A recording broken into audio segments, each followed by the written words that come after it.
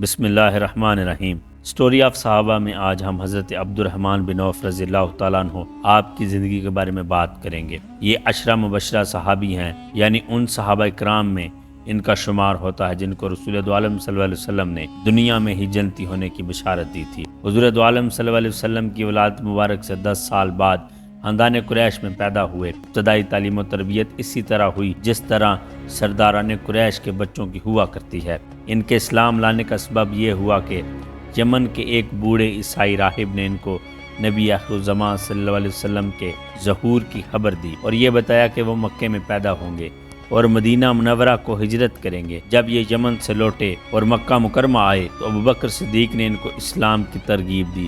چنانچہ ایک دن انہوں نے بارگاہ نبوت میں حاضر ہو کر اسلام قبول کر لیا، جبکہ آپ سے پہلے چند ہی آدمی آغوش اسلام میں آئے تھے۔ چونکہ مسلمان ہوتے ہی آپ کے گھر والوں نے آپ پر ظلم و ستم کا پہاڑ توڑنا شروع کر دیا، اس لیے آپ ہجرت کر کے حبشہ چلے گئے۔ پھر حبشہ سے ہجرت کی اور مکہ مکرمہ واپس آئے اور اپنا سارا مال و اسباب چھوڑ کر بالکل خالی ہاتھ ہجرت کر کے مدینہ منورہ چلے گئے۔ مدینہ منورہ پہنچ کر آپ نے بازار کا رخ کیا اور چند ہی دنوں میں آپ کی تجارت اس قدر خیر و برکت ہوئی کہ آپ کا شمار دولت مندوں میں ہونے لگا۔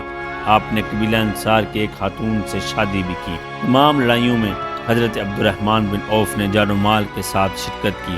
جنگ احد میں یہ ایسی جان بازی اور سرفروشی کے ساتھ لڑے کہ ان کے بدن پر 21 زخم لگے اور ان کے پاؤں میں بھی ایک گہرا زخم لگ گیا جس کی وجہ سے یہ لنگڑا کر چلتے تھے۔ آپ کی صحاوت کا یہ عالم تھا کہ ایک مرتبہ آپ کا تجارتی قافلہ جو 700 اونٹوں پر مشتمل تھا، آپ نے اپنا پورا قافلہ اونٹوں اور ان پر لدے ہوئے سامانوں کے خدا کی راہ میں خیرات کر دیا۔ ایک مرتبہ حضور دو عالم صلی اللہ علیہ وسلم نے اپنے صحابہ کو صدقہ دینے کی ترغیب دی تو آپ نے 4000 درہم پیش کر دیا، دوسری مرتبہ 40,000 درہم اور تیسری مرتبہ 500 گھوڑے اور 500 اونٹ پیش کر دیے۔ بوقت وفات 1000 گھوڑے اور 50,000 دیناروں کا صدقہ کیا اور جنگ بدر میں شریک ہونے والے صحابہ اکرام کے لیے 400 دینار کی وصیت فرمائی۔ ام المومنین حضرت بی بی عائشہ صدیقہ رضی اللہ تعالیٰ عنہ اور دوسری ازواج مطہرات کے لیے ایک باغ کی وصیت کی جو 40,000 درہم کی مالیت کا تھا۔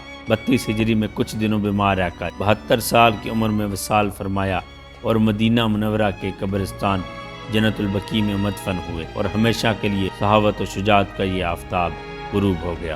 حضور دو عالم صلی اللہ علیہ وسلم نے ارشاد فرمایا، میری امت کے مالداروں میں سب سے پہلے عبد الرحمن بن عوف جنت میں داخل ہوں گے۔ حضرت ابراہیم بن عبد الرحمن رضی اللہ تعالیٰ عنہ کا بیان ہے کہ حضرت عبد الرحمن بن عوف ایک مرتبہ بے ہوش ہو گئے اور کچھ دیر بعد وہ ہوش میں آئے تو فرمایا، ابھی میرے پاس 2 بہت خوفناک فرشتے آئے اور مجھ سے کہا کہ تم اس خدا کے دربار میں چلو جو عزیز و امین ہے۔ اتنے میں ایک دوسرا فرشتہ آ گیا اور اس نے کہا کہ ان کو چھوڑ دو، یہ تو جب اپنی ماں کے شکم میں تھے اسی وقت سے شہادت آگے بڑھ کر ان سے وابستہ ہو چکی ہے۔ اللہ تبارک و تعالی حضرت عبد الرحمن بن عوف پر مزید رحمت نازل کرے، ان کے درجات بلند کرے اور ہمیں بھی ان کے نقش قدم پر چلنے کی توفیق عطا فرمائے۔ مزید اسلامک ویڈیوز کے لیے ہمارے چینل کو سبسکرائب کریں۔ تھینک یو، اللہ حافظ۔